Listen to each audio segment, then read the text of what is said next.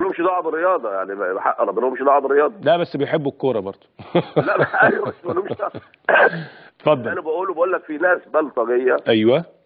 يعني ما لهمش حاجه، ما قلتش بقى لا سلفيين ولا الكلام ده، ما اتفرجش الحاجات دي خالص يعني. تمام. ومعروفين يعني هم البلطجيه بتوع الغزل، بتوع الناس اللي هم المعارضين والشتيمه وقله الادب. انا قلت الكلام ده فقط لا غير عشان تبقى عايزين منك ايه؟ عايزين منك ايه؟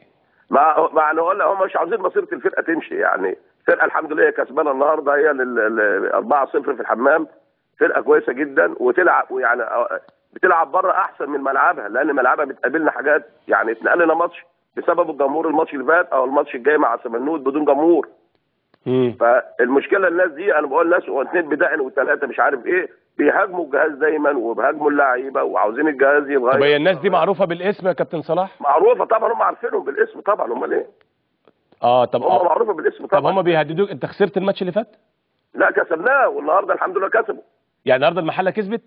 كسبت 4-0، كسبت الحمام في الحمام. طب إيه ليه شخص صلاح الناهي؟ ليه؟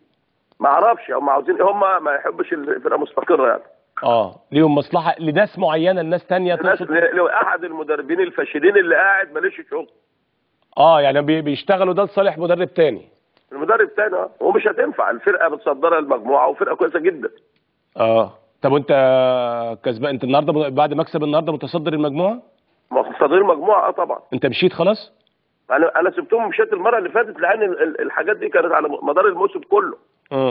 ونرفزه وعندها فرقه يسيبوها في حالها عشان تصعد غزل المحله. يعني سيبوها في حالها، انت مش ناوي ترجع تاني؟ والله انا خدت قرار بعد الموضوع اللي حصل ده ومشيت. مش ناوي ترجع تاني؟ انا طبعا انا مع اللعيبه يعني. انا اصلا بيني وبين اللعيبه عمار، وبيني وبين مجلس الاداره، الا الناس اللي هي الاقليه.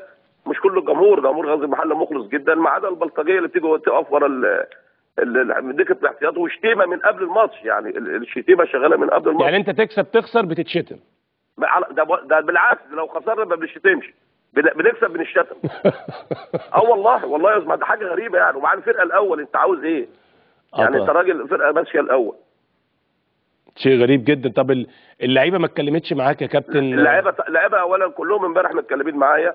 المهندس فتوح المشرف العام راجل محترم جدا، والكابتن عبد الرحيم خليل، والناس المخلصين كتير جدا في المحله، ما عدا الاقليه دي اللي شغاله شتيمه في الجهاز وفينا وفي اللعيبه على طول. طب بالنسبه للمباراه النهارده مين اللي اشتغلها؟ اللي اشتغلها كابتن احمد حسن. كابتن احمد حسن اشتغلها، والجهاز بتاعنا هو الجهاز برضه. لكن كابتن صلاح الناهي قرار ومش ناوي ترجع فيه؟ والله يعني انا اللي انا بشوفه بالناس دي، عشان انت الناس بيجي تهاجمك وانت كسبان. يعني المفروض اللي بيهاجمني ده يا محمد بيهاجمني وانا خسران وانا متعادل. من حق الجمهور غزل المحله المخلصه اللي هي تعمل حاجه. عايزين انت فرقه كسبانه وعن بتتهاجم قبل الماتش. ويمكن اما حكايه السلفيين والكلام ده، احنا مالناش دعوه بالداخل بالحاجات دي خالص، الشؤون دي مالناش دعوه بيها. تمام. انا بقول ناس بتقول بلطجيه، اللي هم معروفين بالاسماء اللي بتوع غزل المحله. وده من احد المدربين السابقين اللي موجود. ولعلمك مش معايا انا بس، يعني برضه من بكره هيهاجموا احمد حسن والجهاز اللي معاه. يعني لو الاخ المدرب اللي حضرتك مش عايز تقول اسمه ده عينوه، هم هيسكتوا يبقوا حلوين؟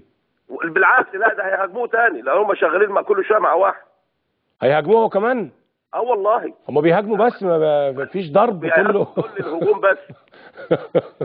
عشان ما شفتش يعني، بشوف حياتي ما شفت في الملاعب كده.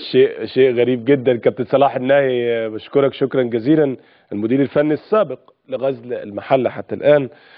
خبر مارادونا وتعيينه مديرا فنيا للوصل الاماراتي، يعني مش عارف هل هو المقصود منه